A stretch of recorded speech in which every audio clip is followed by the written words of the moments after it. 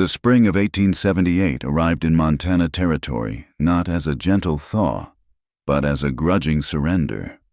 The wind still carried the memory of ice, and the sun, though higher in the sky, seemed to offer more light than warmth.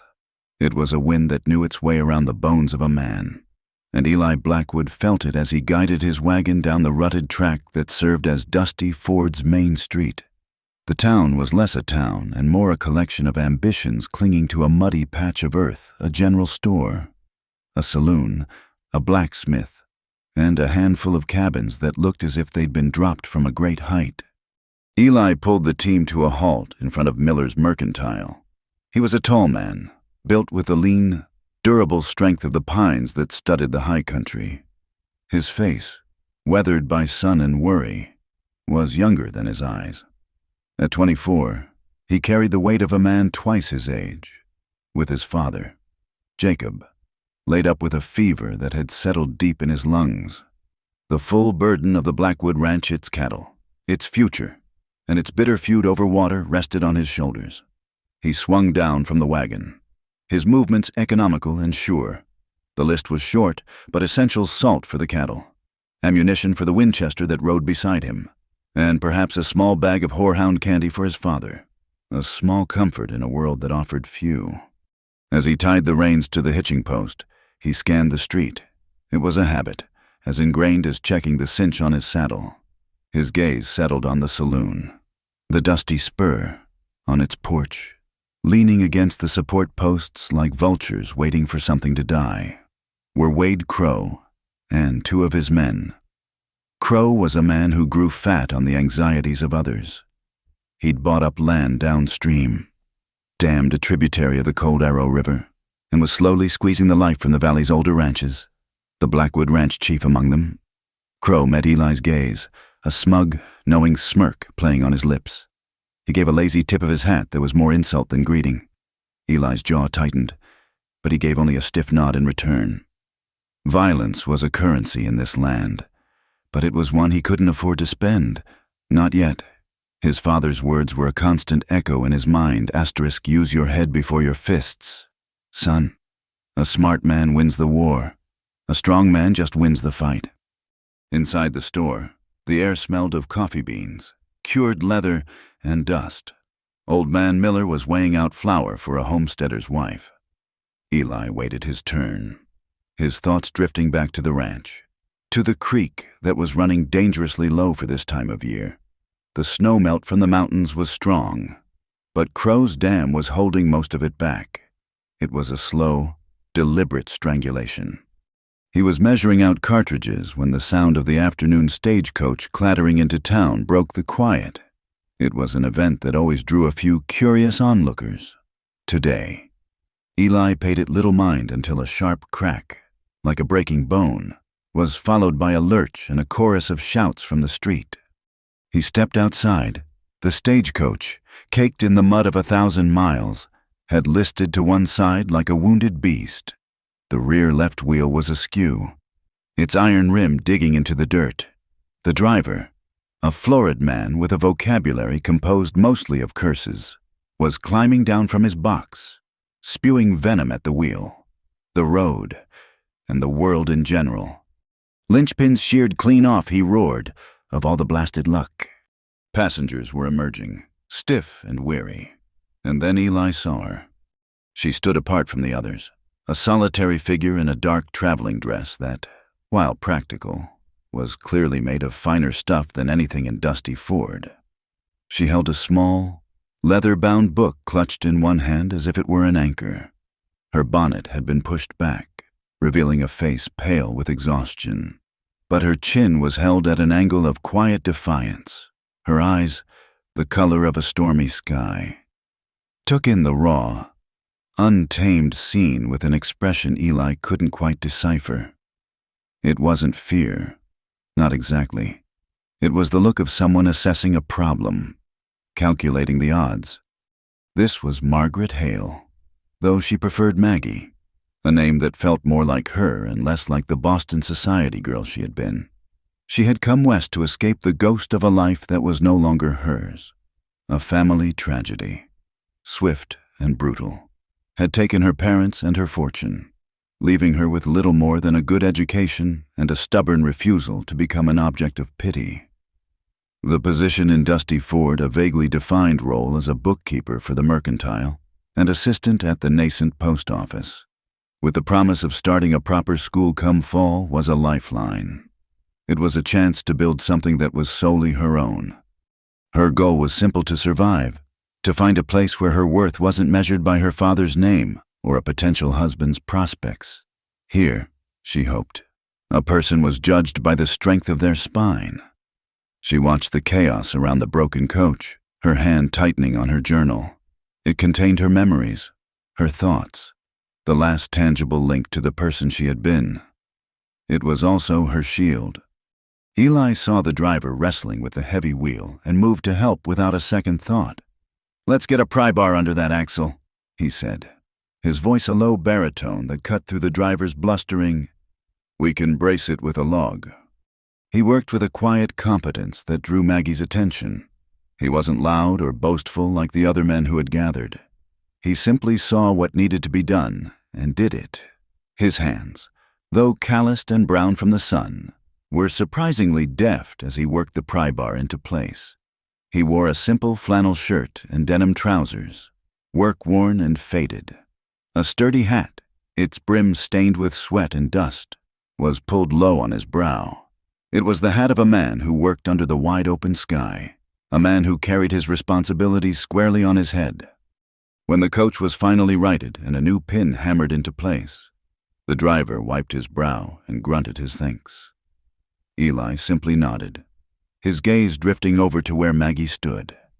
Their eyes met for a fleeting moment. He saw the intelligence in her gaze, the weariness warring with a fierce pride. She saw a calmness in his, a steadiness that was as solid and unassuming as the mountains that framed the valley. He tipped his hat, a gesture of genuine respect this time. She gave a small, almost imperceptible nod in return. From the saloon porch, Wade Crow watched the exchange. He nudged one of his men, a lanky cowboy named Jeb. "Well now," Crow drawled, his voice thick with malice. "Looks like one of the Blackwood pups is playing the hero for the new schoolmarm." He took a long swallow of whiskey. "Pretty little thing. Might be this town is finally getting some culture." His laughter was a harsh, grating sound that made the other men on the porch join in. The observation wasn't idle. It was an act of marking territory. The woman, the town, the very water in the river in Crow's mind. It was all his for the taking. The stagecoach was ready to move again. Maggie's final destination was a boarding house on the other side of the Cold Arrow River, a few miles out of town. As it happened, the track ran parallel to the one Eli needed to take back to the Blackwood Ranch. He finished his business at the mercantile, loaded his supplies, and set his wagon in motion just as the stagecoach rumbled past him. For the next hour, they traveled in a loose, unspoken convoy. The landscape grew wilder, the valley narrowing as it approached the river. The Cold Arrow was a formidable barrier, running high and fast with the spring melt. It was the lifeblood of the entire region, a source of sustenance and a constant point of contention. To Maggie, its raw power was both terrifying and beautiful. It was nature untamed, a world away from the manicured parks and placid Charles River of Boston. The crossing was a flat-bottomed ferry, a crude wooden platform tethered to a thick hemp rope stretched between two massive posts on either bank. A system of pulleys allowed a single man to guide it across the current. As the stagecoach rumbled onto the ferry, Eli pulled his own wagon to a halt on the bank, waiting his turn. He watched the ferrymen begin to work the pulley. The platform swung out into the current, the water churning white around its edges. Everything seemed normal. But Eli's trained eye caught something Crow's men, hidden in the brush upstream an hour earlier, had counted on no one seeing a section of the main rope near the far bank. That looked darker, wetter than the rest. It had been cut, deliberately frayed, leaving only a few strands to hold against the immense strain. The ferry reached the midpoint of the river. The current, at its strongest here, slammed into the platform. There was a sound like a gunshot as the remaining strands of the rope gave way. The ferry, untethered, was seized by the river. It spun violently, and the stagecoach, its wheels not properly blocked, began to slide ominously toward the edge.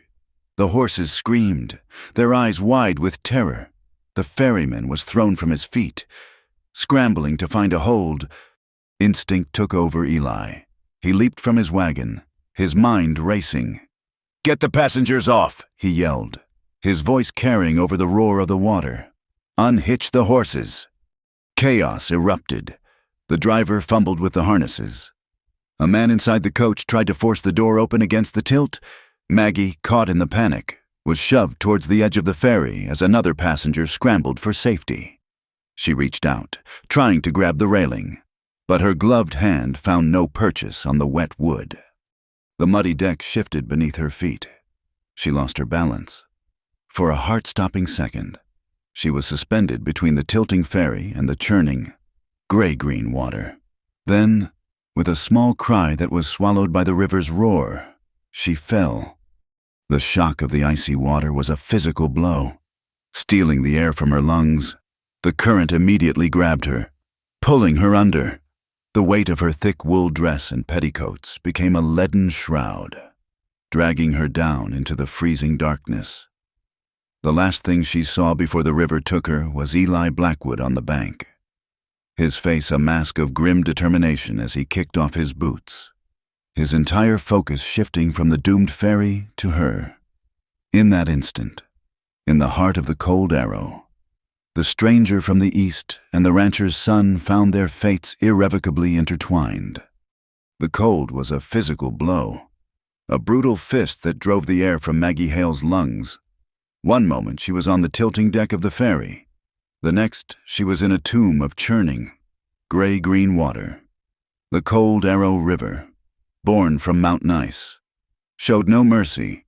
It clawed at her, its paralyzing chill seeping through her layers of wool and cotton, seeking her very bones. Panic, sharp and blinding, flared in her chest.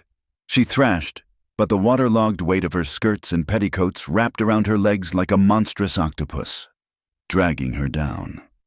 The current was a powerful, unseen hand, pulling her away from the ferry, away from the light.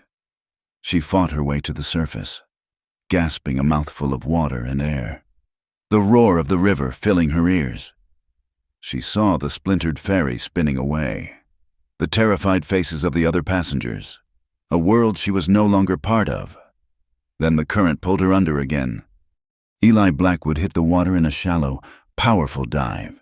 The shock of it was a familiar pain, a reminder of every spring roundup and every reckless swim as a boy. But this was different. There was no joy in this cold, only a grim, driving purpose. He surfaced, shaking the water from his eyes, and scanned the turbulent surface.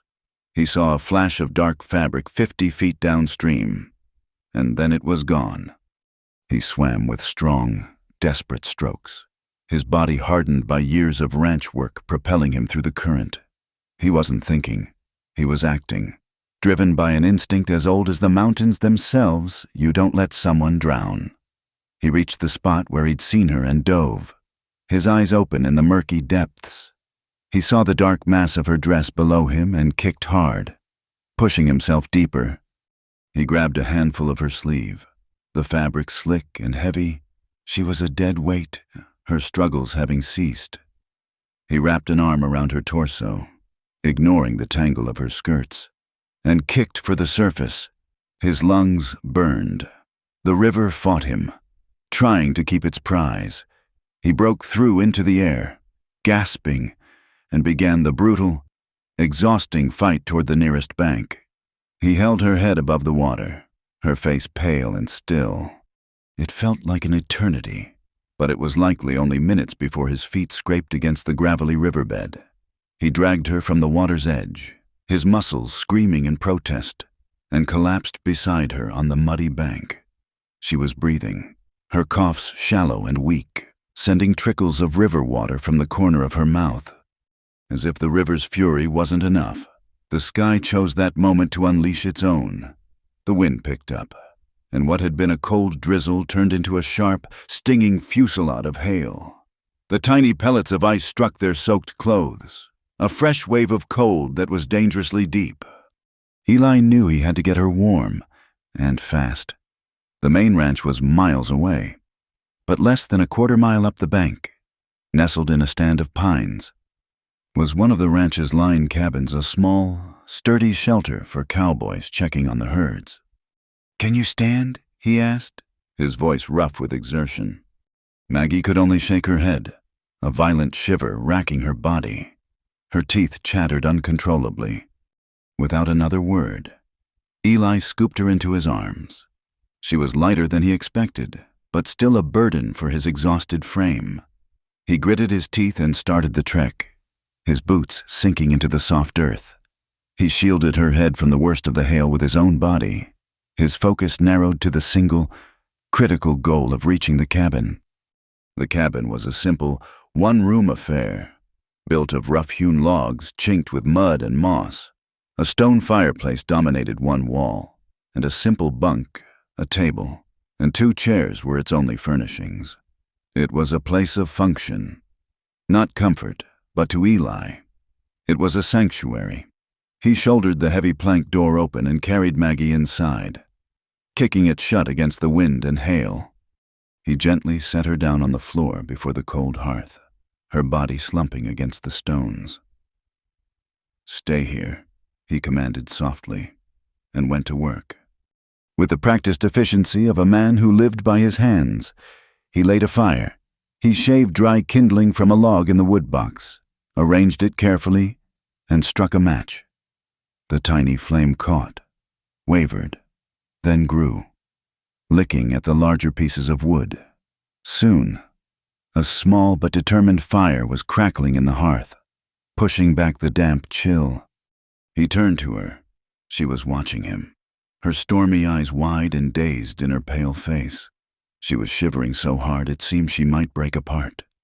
"You need to get out of those wet things," he said, his voice quiet but firm. He looked not at her face, but at the wall just beyond her shoulder, a deep flush rising under his tanned skin. The intimacy of the situation was 1,000 times more daunting than the river had been. "They'll steal your heat. You'll catch your death." Maggie understood.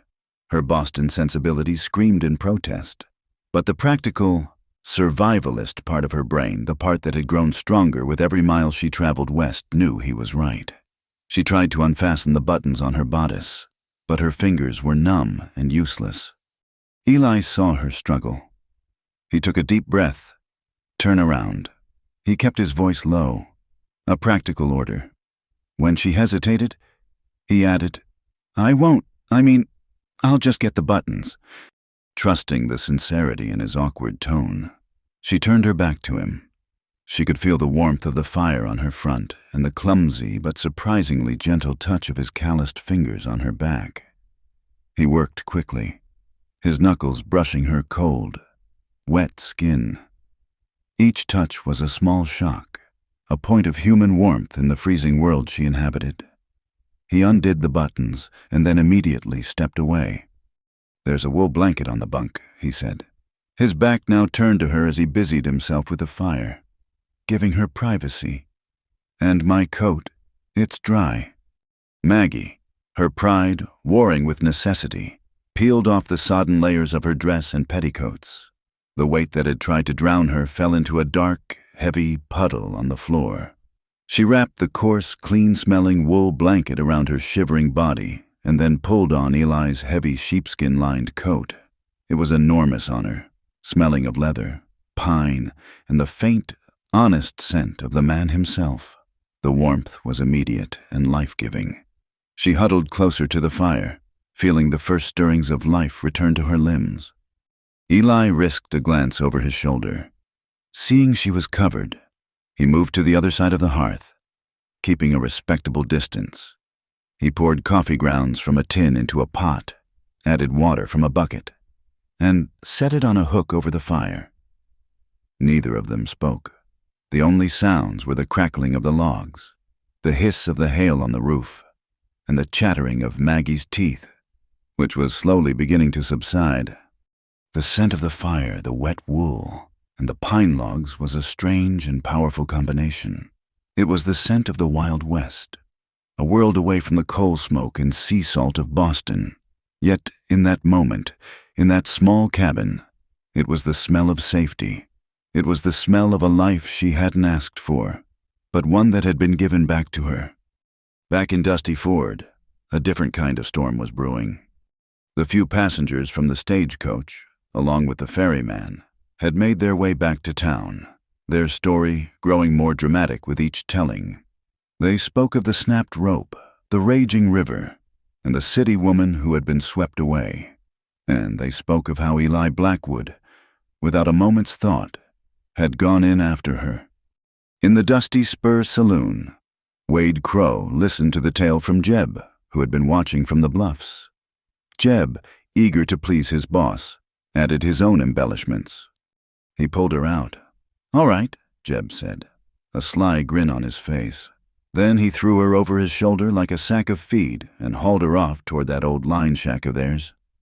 Didn't even look back. Crow swirled the whiskey in his glass, a thoughtful, venomous look in his eyes. He saw the opportunity immediately. Did he now? He drawled, "Alone." Were they with the storm rolling in? Just the two of them. Another of his men chimed in. "Real heroic of him." The man's tone was thick with insinuation. The story, poisoned at its source, began to seep through the town. It traveled from the saloon to the mercantile, whispered over the counter as women bought flour and beans. It was passed between men at the blacksmiths, accompanied by knowing winks and crude chuckles. The narrative of a brave rescue was being deliberately and maliciously rewritten into a tale of impropriety. A lone man, a lone woman, a secluded cabin, in the rigid, unforgiving moral landscape of a frontier town. The equation was simple, and the conclusion was damning. By the time the hail stopped and a watery sun broke through the clouds, Maggie Hale's reputation in Dusty Ford was already being torn to shreds. She was no longer the respectable schoolmarm from the East. She was the girl from the city, the subject of gossip, a woman of questionable virtue who had spent hours alone with a young, unmarried rancher. In the cabin, ignorant of the poison spreading in their wake, a fragile peace had settled. The coffee was hot and strong, and Eli handed Maggie a tin cup of it. Their fingers brushed, and a jolt of awareness, different from the cold, passed between them. "Thank you," Maggie said, her voice still hoarse but steady. She looked at him over the rim of the cup, truly seeing him for the first time not as a rescuer, but as a man. His face was etched with exhaustion, his dark hair plastered to his forehead, but his eyes, when they met hers, were clear and direct, holding nothing but a quiet concern. "You'd have done the same," he mumbled, deflecting the gratitude with an awkwardness that she was beginning to find endearing. He was wrong. She couldn't have. She had never been in a position to save anyone but herself. And in that moment, wrapped in his coat, warmed by his fire, she felt a debt that went far beyond mere gratitude. He had not only saved her from the river, he had treated her with a profound, unspoken respect that she had not expected to find in this rough, untamed land. But as Eli prepared to take her the rest of the way to the boarding house, a knot of anxiety tightened in her stomach. She was a woman alone, her name her only currency, and she had a terrible feeling that the price of her life, paid by the river, was about to be collected, with interest, by the town. The days that followed the river incident settled into a rhythm of quiet hostility for Maggie Hale. Mrs. Gable, the proprietor of the boarding house, was a woman whose piety was matched only by her capacity for suspicion. While she couldn't outright refuse a paying boarder, she served Maggie her meals with a pursed-lipped silence that was louder than any accusation. In town, at her small desk in the corner of Miller's Mercantile. Maggie felt the weight of countless eyes. Women who had nodded politely on her first day now found a sudden, intense interest in a bolt of calico when she approached.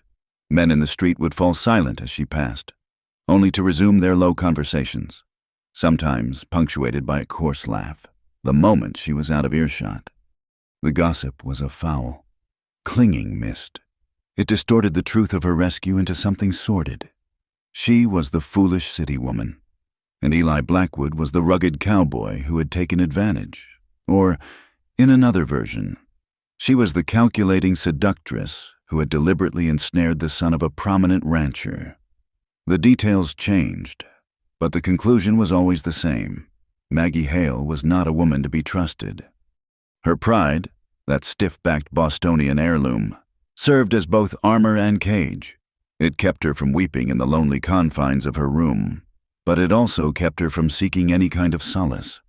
She was haunted by the fear that had driven her west, the terror of being seen as a woman who needed a man to survive, back home, after her family's ruin.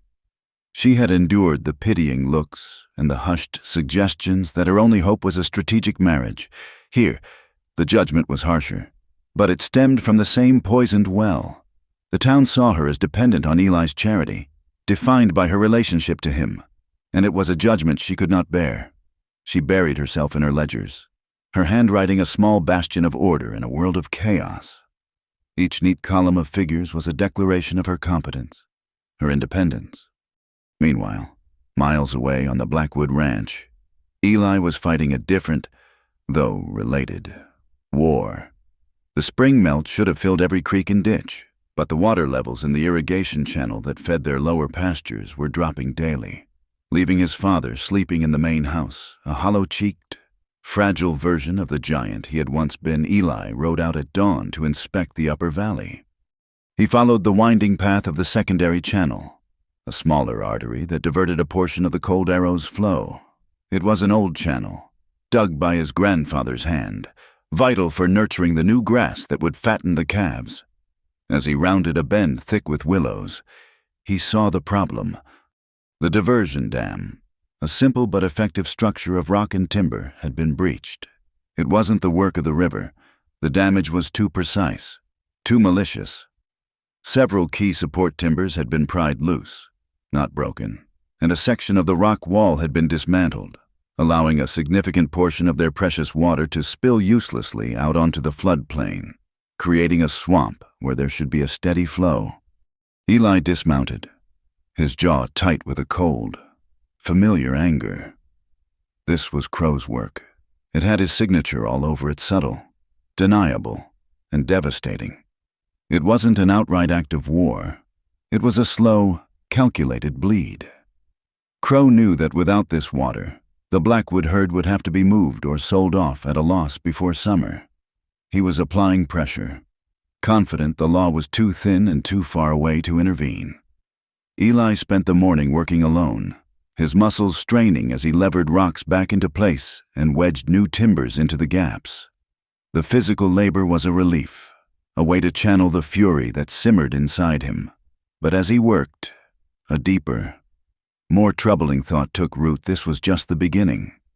A few days later, Wade Crow made his move on Maggie. He found her as she was leaving the Mercantile, the afternoon sun casting long shadows down the street. He swept off his hat with a flourish that was both ostentatious and mocking. He was a handsome man in a predatory way, his clothes too fine for Dusty Ford, his smile too practiced. "Miss Hale," he began, his voice smooth as oiled leather. "Wade Crow, I trust you're finding our little town accommodating." Maggie's back stiffened. "It's been an education, Mr. Crow." He chuckled, a low, unpleasant sound. "I'm sure it has. A woman of your refinement must find our rustic ways quite trying." He gestured vaguely toward the mountains. "I'm in the process of expanding my business interests. A new land and water office. Right here in town. It requires a clerk with a head for figures and a touch of Eastern polish. The position comes with a respectable salary and, of course, my personal protection. A woman alone needs that here." The offer hung in the air, thick with unspoken meaning. It was a trap, and they both knew it. He wasn't offering her a job. He was offering her a leash. He wanted to own the woman Eli Blackwood had saved. It would be a public declaration of his power, a way to humiliate his rival and demonstrate that everything in this valley, including its people, was for sale. The old Maggie, the one who had been taught to be polite at all costs, would have demurred gracefully, but the river had washed that woman away. The new Maggie, the one who had survived, looked him straight in the eye. "Thank you for the offer, Mr. Crow," she said, her voice clear and cold. "But my arrangement with Mr. Miller suits me perfectly well. I value my independence." Crow's smile tightened, the charm evaporating to reveal the cold ambition beneath. "Independence is a luxury, Miss Hale, one that can be easily lost in a place like this. You should reconsider." He put his hat back on, a gesture of dismissal. "The offer stands. For now." He walked away, leaving Maggie with a tremor in her hands she refused to acknowledge. She had made an enemy of the most powerful man in the valley, a man who saw people as pawns. She felt a surge of fear, followed immediately by a defiant pulse of satisfaction. She had not bent, she had not broken. The pressure on the Blackwood ranch intensified. Nature, indifferent to the squabbles of men, added its own brutal weight. A week after Eli repaired the dam, a scouting party found what was left of 2 new calves in a high meadow. The tracks told the story a small pack of wolves, emboldened by the hard winter, had grown daring. They had separated the calves from their mothers and taken them down. It was a loss they could ill afford. The circle was tightening, the threats coming from all sides, the dry earth, the hungry predators, and the greed of men. Eli knew he couldn't fight it all alone. He rode into town with the grim intention of speaking to Reverend Avery Pike. Pike was the town's spiritual guide, but by default, he also wore the tarnished badge of a deputy sheriff. He was a man caught between his faith in God and his fear of Wade Crow. Crow was a generous contributor to the church building fund, a fact he never let Pike forget.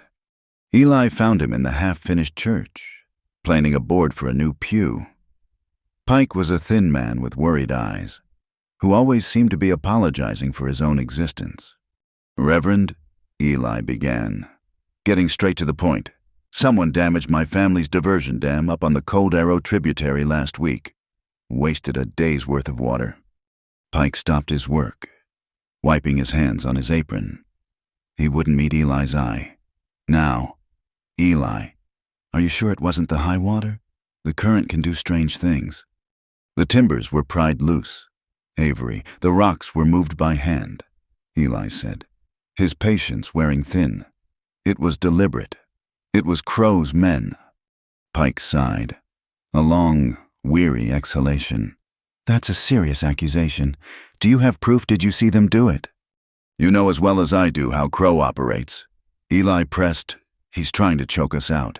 If we let him get away with this, what's next?" "Wade Crow is a complex man," Pike said, choosing his words carefully. "But he's a businessman. He brings commerce to our town. We must be careful not to stir up trouble without concrete evidence. The law has to be impartial." Eli felt a bitter taste in his mouth. It wasn't law Pike was talking about. It was fear. The Reverend's thin justice was no match for Crow's thick wallet. He was alone. The community, the very institution meant to protect its people, was compromised.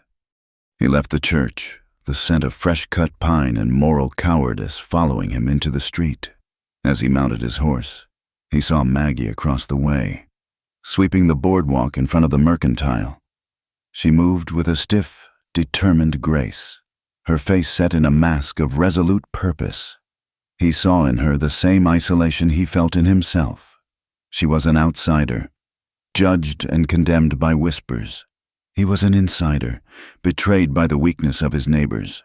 They were 2 solitary figures, caught in a closing vice, with only their own stubborn dignity to see them through the encroaching darkness.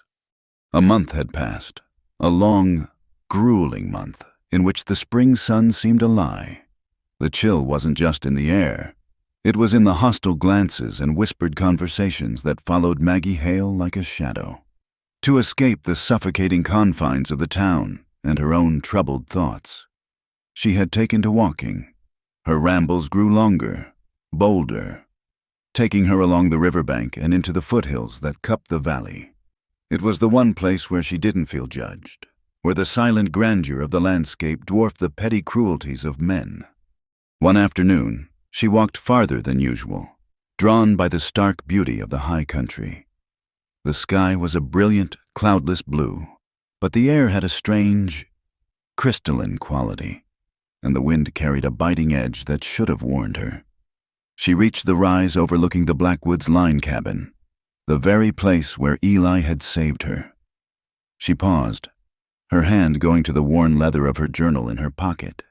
The memory of that day was a confusing mix of terror, shame, and a deep, unsettling gratitude. That's when she saw it. A dark curtain of gray was descending from the north, swallowing the mountains. The change was terrifyingly swift. The wind began to howl, and the brilliant blue sky vanished, replaced by a churning, leaden ceiling. The first snowflakes, large and wet, struck her face. They were not the gentle flakes of a Boston winter. They were hard, driven pellets, precursors to a blizzard. Panic seized her. The boarding house was miles away, an impossible distance. She was caught, exposed, in the path of the storm's full fury.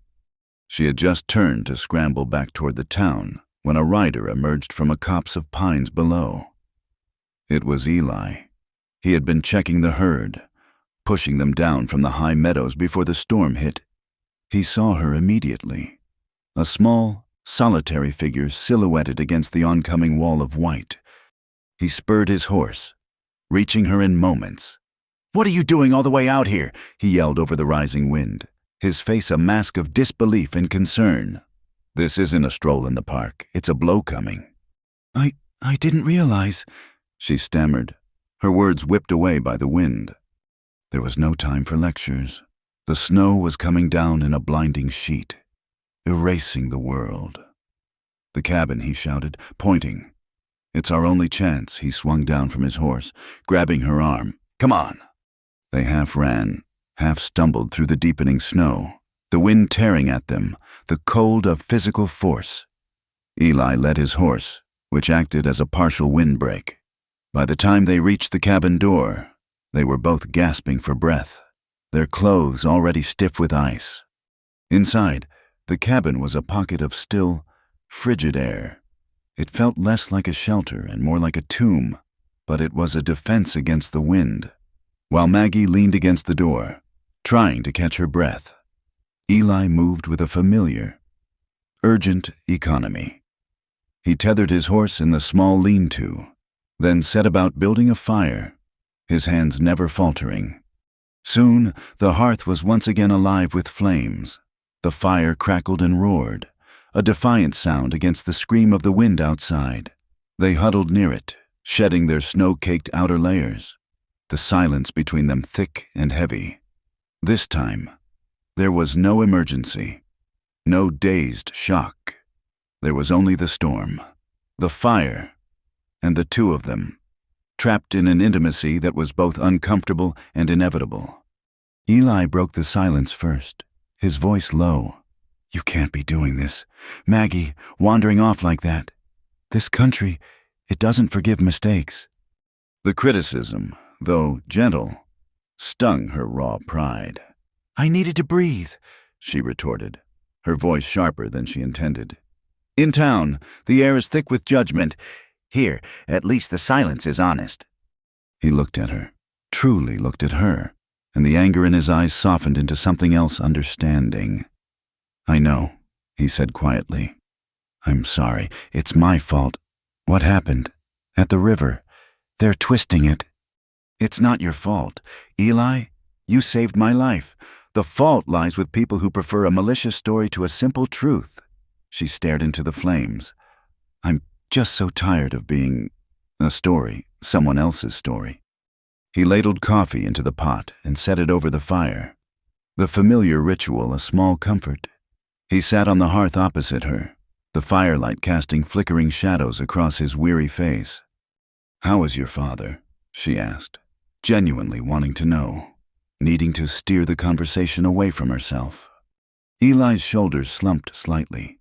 It was a barely perceptible movement, but it spoke volumes. "He's weaker," he admitted, the words costing him. "He tries to hide it. Tries to give me orders from his bed as if he'll be up and in the saddle tomorrow. But the fever, it's deep in his chest. Some days he doesn't know me."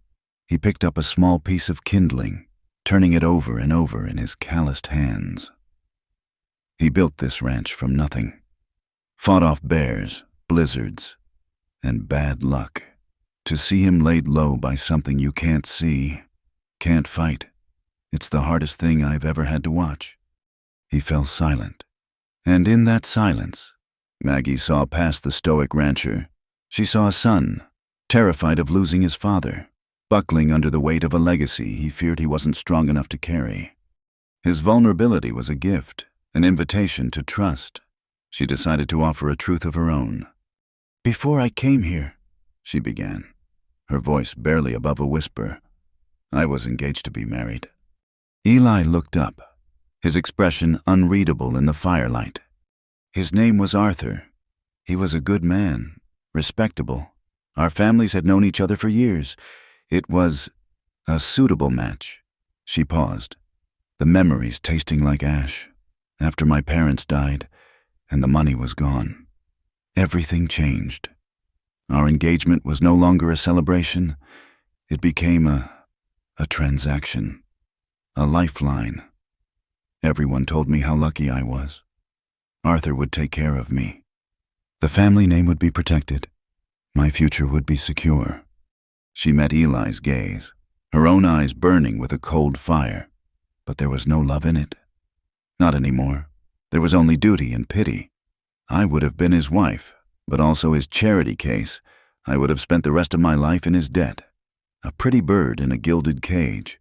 One night, I looked at him across a dinner table and I realized I would rather face a blizzard alone than a lifetime of that polite, soul-crushing emptiness.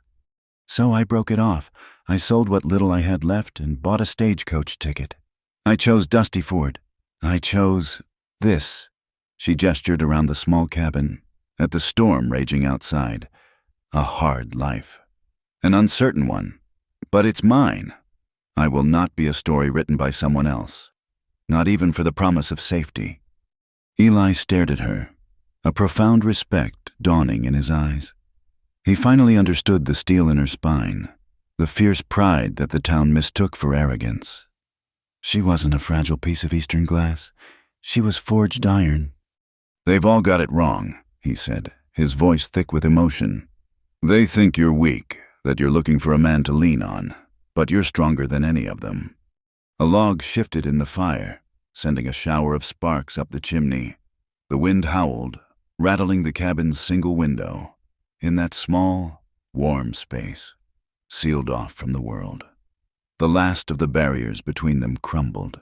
He saw her not as a problem he had to solve or a woman he had to protect, but as an equal, a fellow soul fighting her own war. And she saw him not just as a rescuer, but as a man bearing his own impossible burdens with a quiet, heartbreaking grace. He moved from his side of the hearth, closing the small distance between them. He knelt before her, taking the splinter of wood from his own hands and tossing it into the fire. He didn't touch her. He just looked at her, his gaze asking a question his words could not form. She gave a small, almost imperceptible nod. It was all the answer he needed. He reached out, his rough hand gently cupping her jaw. His thumb stroked her cheek, a touch that was incredibly tender. She leaned into his hand, closing her eyes for a moment. A silent surrender not to him, but to the truth that had finally been spoken between them. "Maggie," he whispered, his voice hoarse. He leaned in and kissed her. It was not a kiss of reckless passion, but of profound discovery. It was slow and deep and honest. A quiet conversation in a language they were both just learning. It tasted of coffee and wood smoke and the shared, desperate relief of being, at long last, truly and completely seen. When they parted, their foreheads rested against each other. The storm outside seemed to have faded to a distant murmur. "In Boston," she whispered, "everything is decided for you. Your name, your money, your husband. There are no choices, only expectations." "Here," he said, his voice a low rumble against her skin. "There's nothing but choices, and they can all get you killed." He pulled back just enough to look her in the eyes, his own gaze burning with an intensity that took her breath away. "But this one, I'm making it with my eyes wide open. Amidst all this, I choose you." A tear she hadn't realized she was holding back traced a path down her cheek. "I choose you, Eli Blackwood." He kissed her again, a promise given and received. The narrative pulled back from their embrace, focusing on the small details of the room. On the table, the oil lamp he had lit earlier burned with a steady, golden flame, a small, unwavering star in the dark cabin. Through the window, the fury of the blizzard had passed, the wind had died, and the snow now fell in a soft, silent benediction, blanketing the wounded land in a clean, perfect white. The storm was over. A new world was waiting. The fragile peace forged in the line cabin could not survive contact with the valley. The snow melted, the river swelled, and Wade Crow's war of attrition escalated into a full-blown siege. The whispers that had followed Maggie cooled into a general, unspoken consensus that the Blackwood affair was a storm best watched from a distance. The townsfolk were caught between a historic respect for the Blackwood name and a pragmatic fear of Crow's growing power. For Eli, the return to the ranch was a return to a grim reality. The blizzard had scattered the herd, and the temporary reprieve of the snowmelt was just that, temporary. The sun returned with a vengeance, baking the valley floor. The main irrigation channel, the lifeblood of the ranch, began to shrink. The flow, which should have been a steady, gushing torrent, dwindled to a sluggish crawl, then to a pathetic trickle. The lowing of the cattle changed. It was no longer the contented sound of grazing animals, but a deep, mournful cry of thirst. They crowded the dry ditch, their great liquid eyes full of a dull, bewildered suffering. Eli found a yearling calf, born just 2 months prior, lying dead by the empty channel, its mother nudging its still form with a frantic, heartbroken persistence. That was the breaking point. The slow bleed had become a mortal wound. "He's not just trying to buy us out anymore," Eli said that evening, standing by his father's bedside. Jacob Blackwood was propped against the pillows, his breathing a shallow, ragged affair, but his eyes held a spark of their old fire. "He's killing our stock. He's blocked the main channel, all of it." "Crow was always a snake," Jacob rasped, a cough shaking his frail frame. "But a snake you could see. Now, he owns the shadows." "I'm riding out at dawn," Eli said, his voice flat and hard.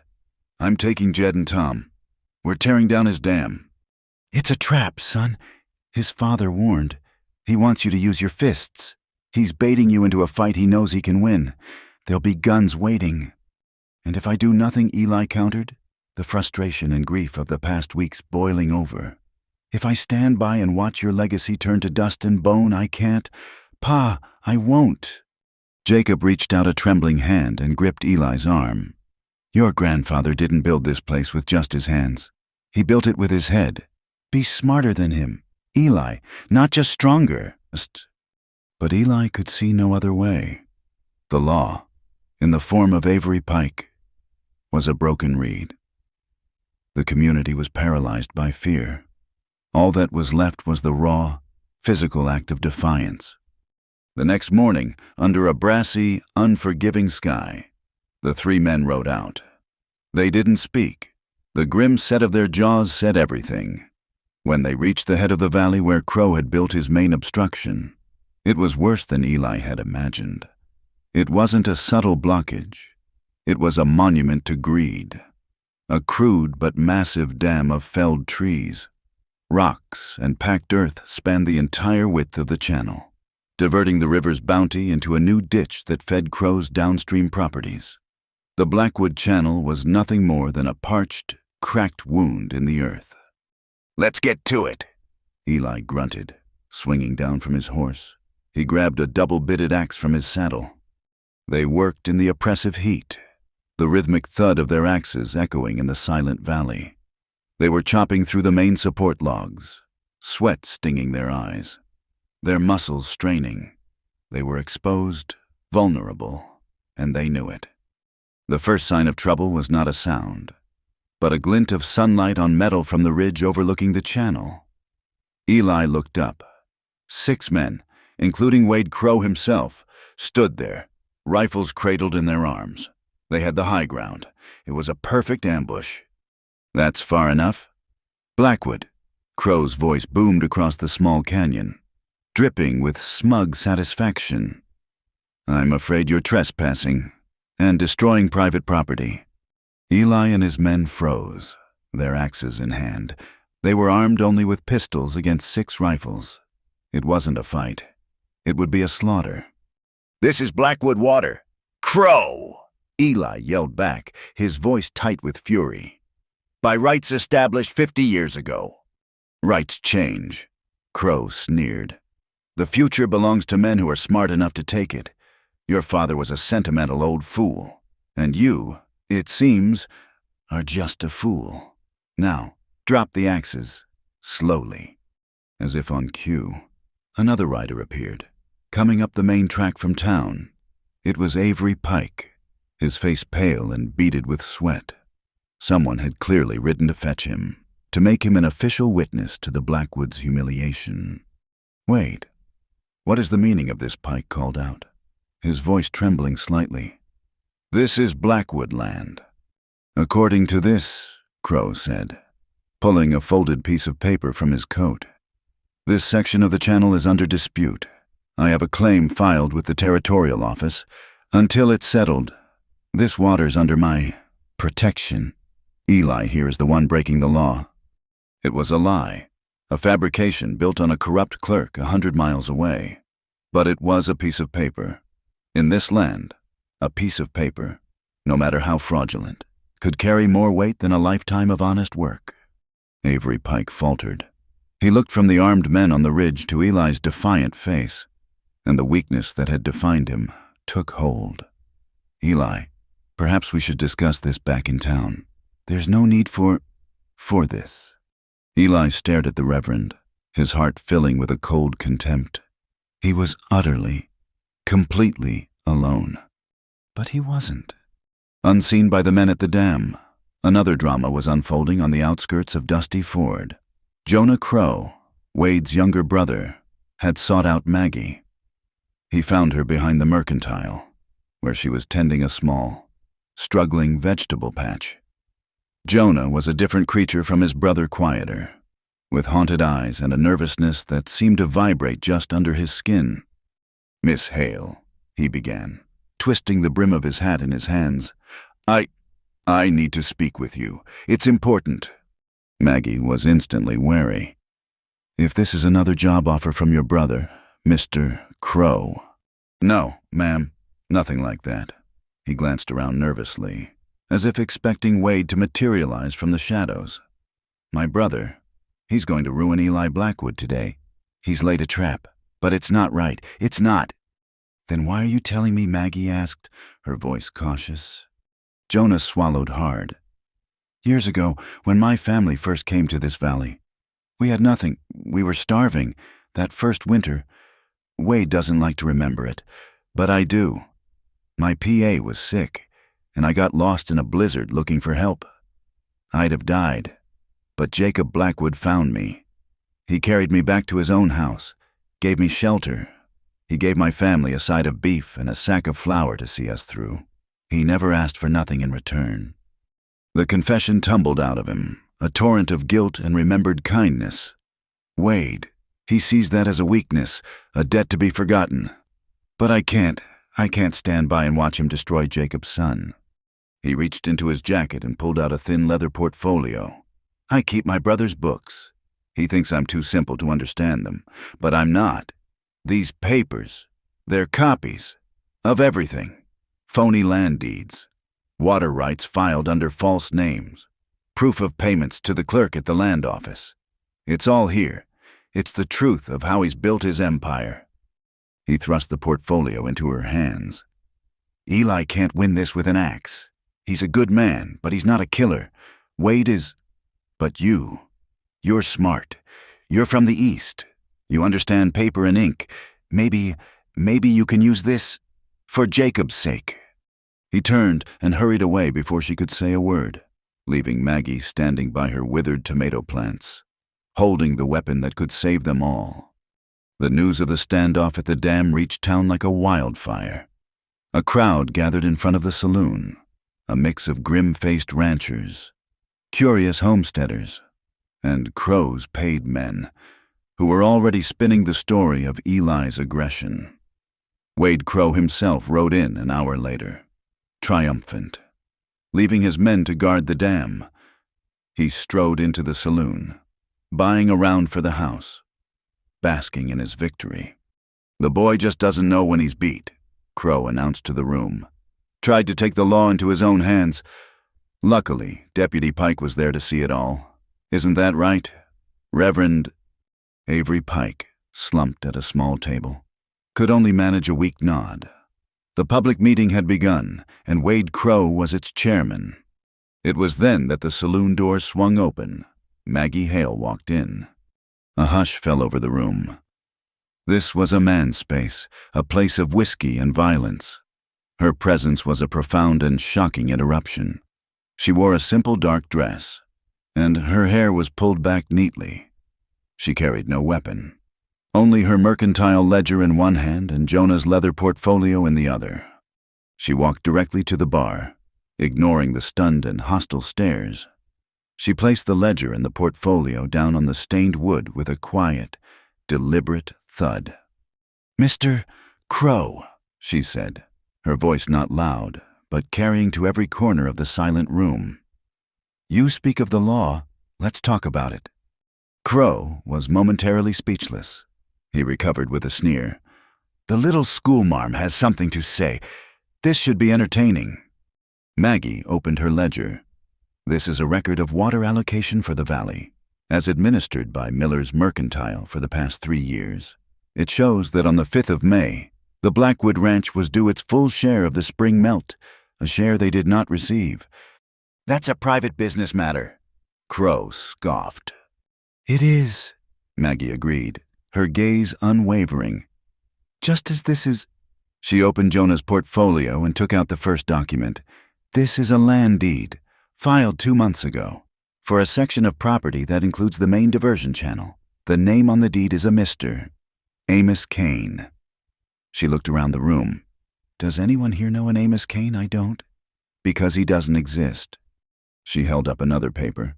"And this is a bank draft, showing a payment of $200 to the Deputy Land Registrar, sent from an account belonging to you, Mr. Crow, dated the same day the deed was filed."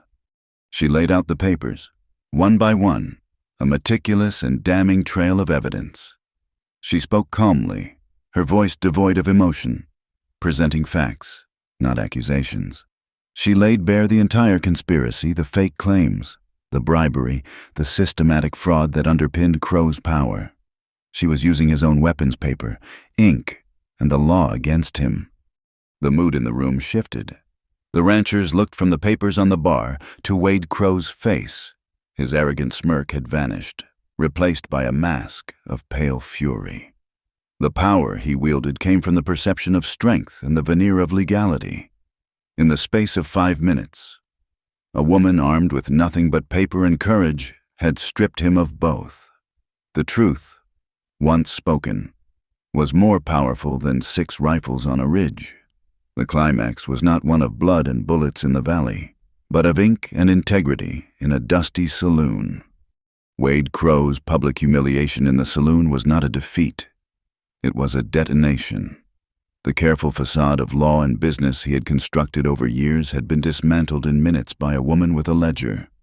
Stripped of his veneer of legitimacy, he was left with only the raw, brutal core of his ambition, a cornered animal. He no longer sought victory.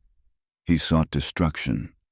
While the town buzzed with the story of Maggie's stand, Crow and his most loyal men rode hard from Dusty Ford under the cover of darkness.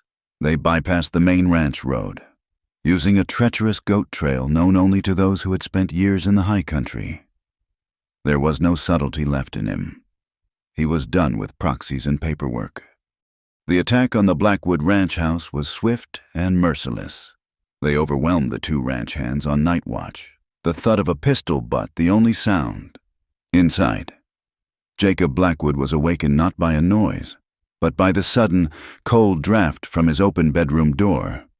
Wade Crow stood there, a lantern held high in one hand, his face a mask of cold fury in the flickering light. "Evening, Jacob," Crow said, his voice deceptively calm. "Your boy has caused me a great deal of trouble.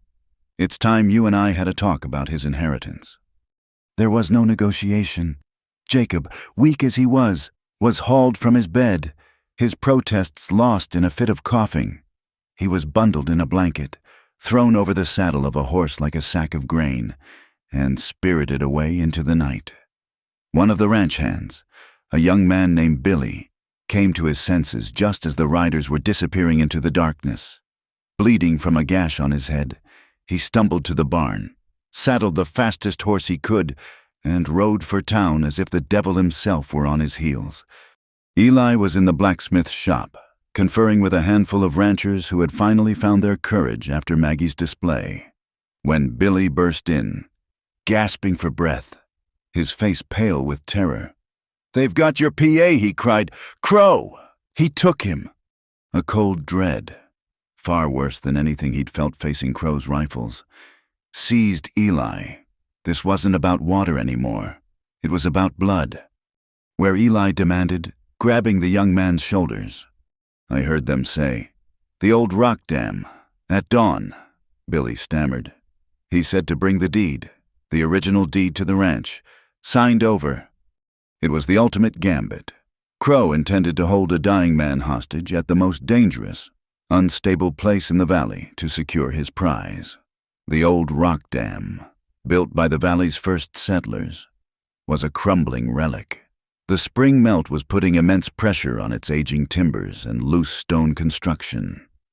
It was a place of imminent collapse. As Eli raced to saddle his horse, Maggie found him. Her face was grim, her eyes filled not with fear for him, but with a fierce, shared purpose. "You can't go alone," she said. "I have to," he replied, his voice ragged. "It's what he wants. A trade. The ranch for my father." "He won't trade. Eli, he'll take both," she insisted, her hand on his arm. "Don't you see he needs to eliminate you? You're the only thing standing in his way." She looked past him, at the faces of the other ranchers, at Avery Pike who had arrived, his face ashen. "He's desperate. A desperate man at a crumbling dam is a threat to the entire valley. If that dam goes, it won't just be your father who pays the price." In that moment, she wasn't just talking to him. She was addressing them all. She was no longer the outsider. She was the clear-headed strategist, the voice of reason in the heart of chaos. "Listen to me," she said, her voice ringing with newfound authority. "The main force of the river is pushing against the old dam, but there's a secondary spillway, a relief channel a half-mile upstream. It's blocked with winter debris. If we can clear it, we can divert some of the pressure. It might buy you time, Eli, and it might just save the downstream homesteads from a flood if the worst happens." It was a brilliant plan, a way to turn the community's fear for their own safety into a weapon that could help him. While he rode to face Crow, they would be fighting their own battle, for their own homes, and in doing so, they would be fighting for him, too. Avery Pike stepped forward, his face set with a resolve that no one had ever seen there before. The shame of his earlier cowardice had burned away, leaving something harder, something truer. "She's right," he said, his voice steady. "I'll deputize every able-bodied man here. We ride with Miss Hale to the spillway." "You," he said, looking squarely at Eli, "go and get your father. We'll do our part. You do yours." And so, as the first hint of gray lightened the eastern sky, two groups set out. Eli rode alone toward the old rock dam, a solitary figure on a desperate mission. Behind him, a larger party, led by a schoolteacher from Boston and a redeemed lawman, rode toward the spillway, their shovels and axes glinting in the pre-dawn gloom.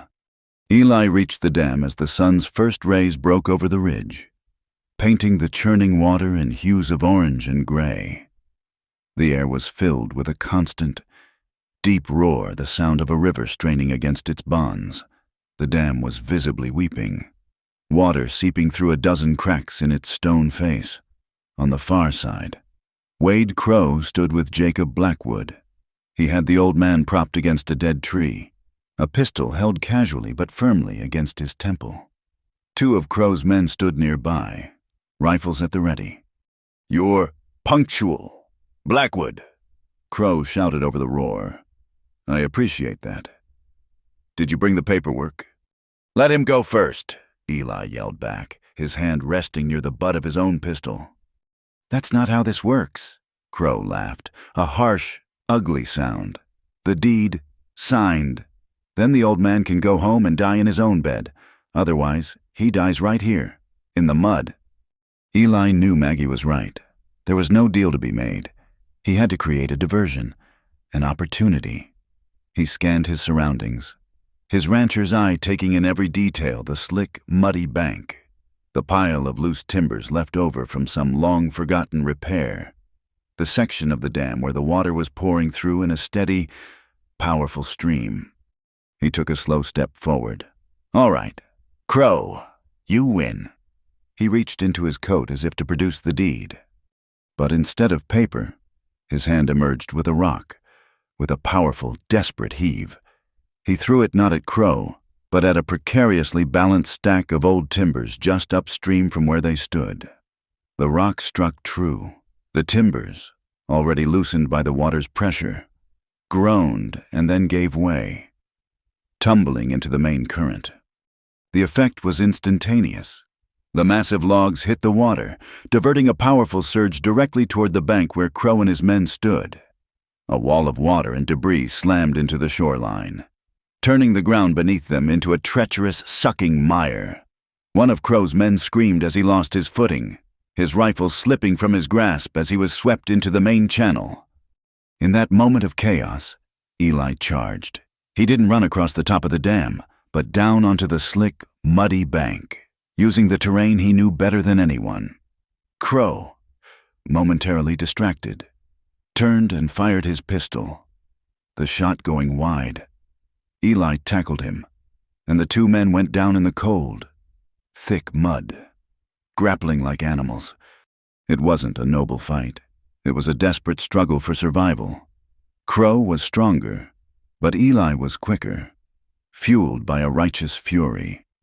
He used the slick mud to his advantage, twisting out of Crow's grip, driving his fist into Crow's side. Meanwhile, a half-mile away, Maggie directed the frantic work at the spillway. Men and women worked side by side, heaving rocks, hacking at the tangled mess of fallen branches and debris that choked the channel. "Harder," Maggie urged, her voice raw. "Put your backs into it." They were not just clearing a ditch. They were fighting for the soul of their community. Back at the dam, Crow's remaining gunman raised his rifle, trying to get a clear shot at Eli. But Jacob Blackwood, seeing his chance, summoned a last reserve of strength. With a guttural cry, he threw his frail body against the gunman's legs. The rifleman stumbled, his shot firing harmlessly into the sky. Before he fell over the old man, Eli saw his opening. He slammed Crow's head back against a waterlogged timber. Crow went limp for a second, just long enough for Eli to scramble to his feet. He grabbed his father, pulling him away from the gunman and back toward the relative safety of the near bank. But Crow was recovering. He staggered to his feet, mud and blood caking his face, his eyes burning with pure hatred. He raised his pistol, taking aim at Eli's back. A single, deafening gunshot echoed through the valley. It was not from Crow's pistol. Wade Crow froze, a look of stunned surprise on his face. He looked down. His gun hand was still there, but his pistol was gone, sent spinning into the river by a well-aimed bullet. He looked up and saw Avery Pike standing on the ridge above, a smoking rifle in his hands. "It's over, Wade," Pike's voice boomed, filled with the authority he had lacked for so long. "By the authority of the Montana Territory, you are under arrest." As if in response to the finality of his words, a section of the old dam finally gave way. With a great groaning roar of splintering wood and collapsing stone, a torrent of water burst through. But it was not the catastrophic flood Maggie had feared. The work at the spillway had done its job. The pressure had been lessened. The dam had partially failed, but it had not been utterly destroyed. A life-giving surge of water poured down the parched Blackwood Channel, flowing toward the thirsty fields and the dying cattle. Wade Crow stood motionless, staring at his empty hand as the ranchers, led by Pike, descended to put him in irons. Jonah Crow, who had arrived with the party, looked at his brother not with triumph, but with a deep, sorrowful pity. "I'll testify," he said quietly to Pike. "I'll tell them everything." Eli held his father, the old man's body trembling with cold and exhaustion, but his eyes were lucid and filled with a fierce, burning pride. "You listened," Jacob rasped, a weak smile on his lips. "You used your head." Eli looked across the broken dam, at the water flowing free, at the law finally taking hold. He saw Maggie making her way toward him, her face smudged with dirt, her dress torn, looking more beautiful to him than he could have ever imagined. The long night was over. Dawn had finally, truly arrived. The week after Wade Crow's arrest felt like the first deep breath after a long illness. The air in the valley, once thick with tension and unspoken fear, was suddenly clear. The partial collapse of the old dam had sent a life-giving pulse of water down the Blackwood Channel, but the structure itself was a wreck, and the main irrigation system was a mess of debris and neglect. The work of mending the valley had to begin immediately. It began not with an order, but with a quiet gathering. The morning after Crow and his men were taken away by a territorial marshal, Eli found a dozen ranchers and homesteaders at the head of his main channel, armed with shovels, axes, and teams of mules. They were men who had stood by silently while Crow squeezed him, men whose gazes he had been unable to meet in town.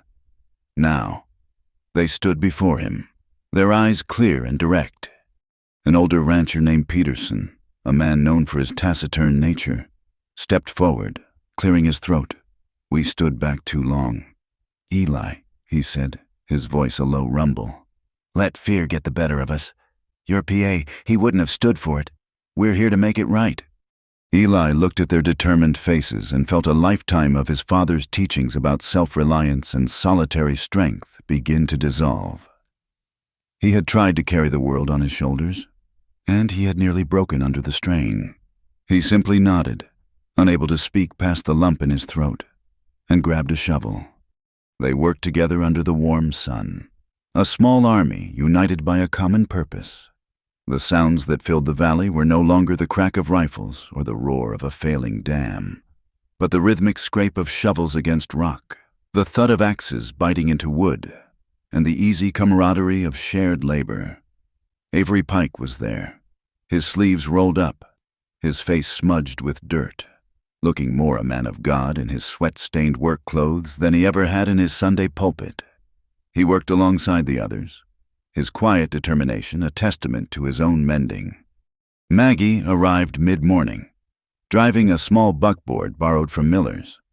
It was loaded with buckets of fresh water, a sack of biscuits, and a large pot of coffee.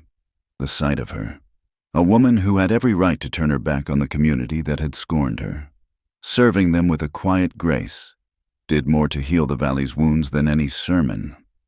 The women who had once whispered behind her back now took the cup she offered with mumbled words of thanks, their eyes full of a new, profound respect. She was no longer the outsider. She was the catalyst. She had shown them that courage wasn't about the strength in a man's gun arm, but about the conviction to speak the truth, even when your voice shakes. A few days later, once the main channels were cleared and reinforced, the community gathered in the half-finished church. It wasn't a service. It was a town meeting, the first of its kind. Peterson, the old rancher, stood before the assembly. "We've been living by the law of the biggest fist for too long," he said, his voice echoing in the rafters.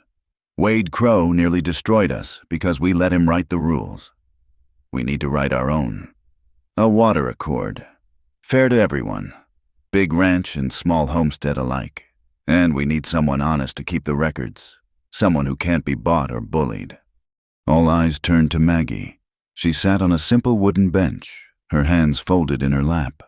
She felt a blush rise to her cheeks, not of embarrassment, but of overwhelming emotion. Peterson continued, his gaze fixed on her. "Miss Hale, you showed us that a ledger can be more powerful than a rifle. We'd be honored if you would agree to be the keeper of our new water charter. And—" He paused, looking around at the nodding heads of the other families. "The children in this valley have gone without proper schooling for too long. We'd like to formally ask you to open a summer school. We'll finish this church, and on weekdays, it will be your classroom." The town that had tried to cast her out was now inviting her to be its heart. They were offering her not just a job, but a home, a purpose woven into the very fabric of their community. She stood, her journal clutched in her hand like an old friend.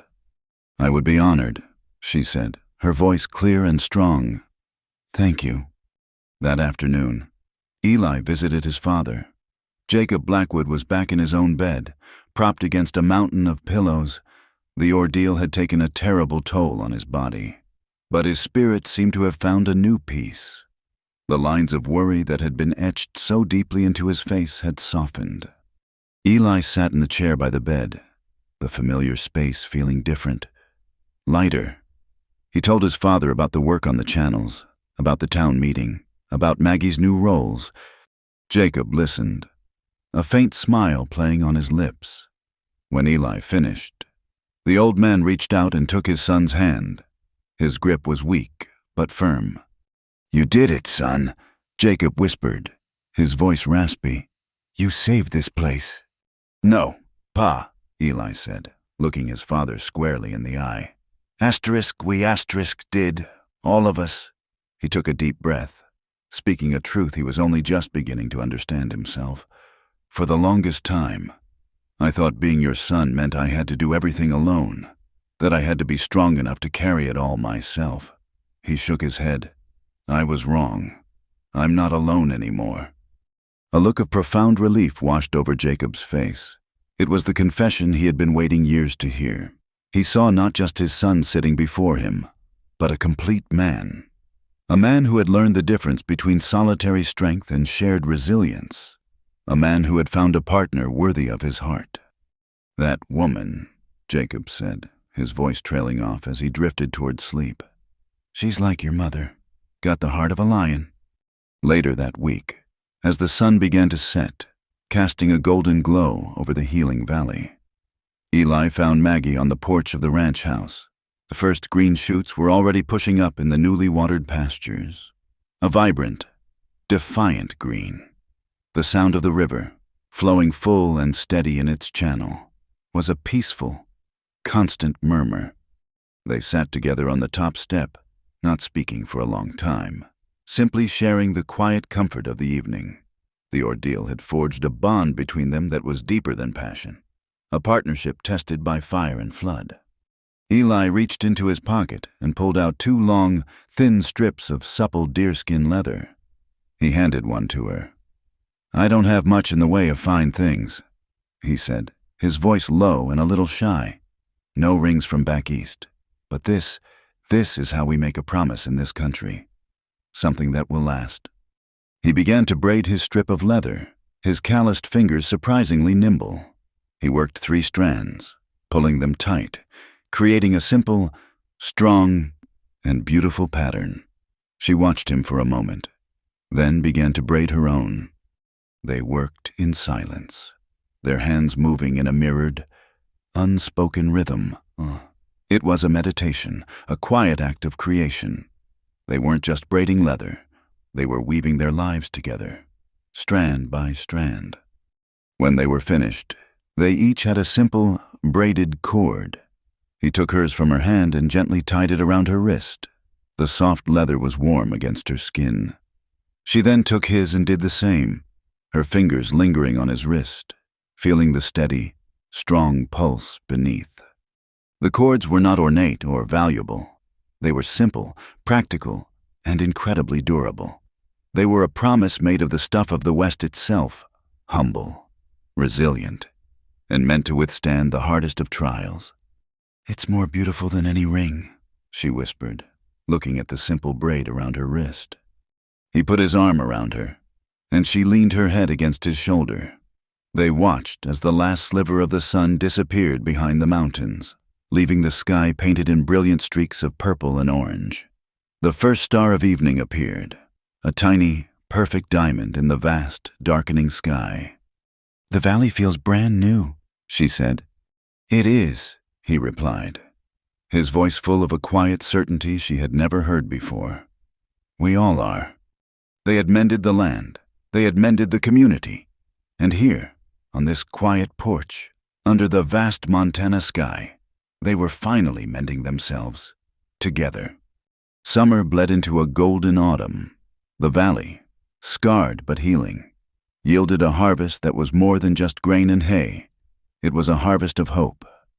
The cattle grew fat on the lush grass of the watered pastures, and the once divided community began to knit itself back together, stitch by painful, honest stitch. The world outside the valley finally took notice. A circuit judge, a stern, whiskered man named Elias Vance, arrived in Dusty Ford with 2 territorial marshals to administer the law. The trial of Wade Crow and his men was held not in a proper courthouse, but in the saloon, the site of Maggie's first great stand. The building was scrubbed clean, the whiskey bottles put away, and the room was packed with every soul from the surrounding 50 miles. It was not a spectacle, it was a reckoning. Eli and Maggie sat near the front, Jacob Blackwood between them. The old man was frail, leaning heavily on a cane, but he had insisted on being there, his eyes sharp and clear as he watched the proceedings. One by one, the ranchers and homesteaders testified, their voices once cowed into silence, now steady and clear. They spoke of Crow's threats, of his fraudulent claims, of the slow, methodical strangulation of their livelihoods. But the most powerful testimony came from Jonah Crow. He took the stand, a pale, haunted figure in a borrowed suit.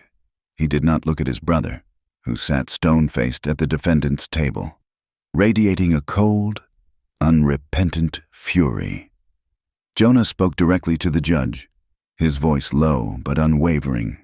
He laid bare the years of his brother's schemes, corroborating every document Maggie had revealed, his words painting a damning portrait of calculated greed. When he finished, a profound silence filled the room. It was the sound of a heavy chain, long carried, finally breaking. The verdict was swift and inevitable. Wade Crow was found guilty of fraud, conspiracy, and attempted murder. Judge Vance, in his sentencing, spoke of the law as more than just words on paper. He called it the invisible fence that protects a community from the wolves that walk on 2 legs. Crow was sentenced to 20 years of hard labor in the territorial prison, a sentence that was, for a man of his age and pride, a death sentence. He was led away in chains, his gaze fixed on nothing, a man hollowed out by his own ambition. Jonah, for his full and willing cooperation, was given a suspended sentence in order to pay restitution from what little was left of the Crow estate. The law had not just punished the guilty, it had shown mercy to the penitent. With the shadow of the Crows finally lifted, the valley could truly celebrate. The harvest festival was held in a wide, flat meadow on the Blackwood Ranch, the very land that had been fought for. The entire town was there. Long trestle tables groaned under the weight of roasted beef, fresh baked bread, pies of every description, and barrels of crisp apple cider. A fiddler scraped out lively tunes that set boots to stomping and sent children laughing and spinning through the grass. Eli watched it all from the porch of the ranch house, his father sitting in his favorite rocking chair beside him. Jacob looked out at the celebration, at the families he had known for decades now, mingling in a spirit of shared relief and prosperity. "Your mother," Jacob said, his voice soft. "She would have loved this. She always said a community is like a good rope. A single strand is weak, but braided together, it can pull the world." Eli saw Maggie across the meadow. She was in the center of it all. A small crowd of children gathered around her as she read to them from a book. She was no longer just the school teacher. She was a fixture, a vital, load-bearing part of their new world. The women who had once scorned her now brought her plates of food and sought her opinion on the new town charter. The men treated her with a gruff but profound respect. She belonged. Later, as the afternoon sun began to dip toward the mountains, Avery Pike called for quiet. He stood on a wagon bed, looking out over the faces of his flock, his own face transformed by the trials of the past months. He looked less like a frightened deputy and more like a true spiritual leader. "Friends, neighbors," he began, his voice ringing with a newfound confidence. "We have much to be thankful for. We have our land, our harvest, and we have each other. We have also created something new, something born of hardship, but forged in courage. I'd like to ask Miss Maggie Hale to come and read to you all from the Dusty Ford Water Accord." A round of applause and cheers went up as Maggie made her way to the wagon. She carried not her personal journal, but a new, larger ledger. She opened it, and in the golden, late afternoon light, she began to read. Her voice was clear and steady. Carrying across the meadow, she read the simple, powerful words the community had drafted together. It was a document of profound fairness. It laid out the rules for sharing the valley's lifeblood, ensuring that no single person could ever again hold the water hostage. It established rights based on seniority and need, protecting the smallest homesteader as equally as the largest ranch. It was more than a set of rules. It was a constitution for their small, reborn democracy. It was their collective promise to one another. When she finished, there was a moment of reverent silence, followed by a roar of approval that seemed to shake the very mountains. She had given voice to their shared future. As the celebration began to wind down and the sky deepened to a twilight purple, Eli found her by the bank of the main irrigation channel. The water, clear and cold, flowed past them with a peaceful, gurgling sound. It was the sound of life, of permanence. "You were something up there," he said, his voice full of a quiet awe. "I was just reading the words," she replied, though a proud smile touched her lips. "Everyone in this valley wrote them." "Maybe," he said, moving to stand beside her, "but you're the one who taught us the language." He looked from her face to the flowing water, and then to the cluster of new homesteads in the distance. "I've been thinking," he began, his tone shifting, "about the future, about what comes next." He pointed to a small, level patch of ground not far from where they stood, nestled in a grove of cottonwood trees, with a clear view of the channel. "The school will be fine in the church for now," he said, "but a town needs a proper schoolhouse, a place just for learning, and a library, a place where all those books you carry around can have a real home." He turned to face her, his eyes serious and full of a deep, abiding love. "I want to build it, right there, a school and a library, side by side, right next to the water that gives us all life."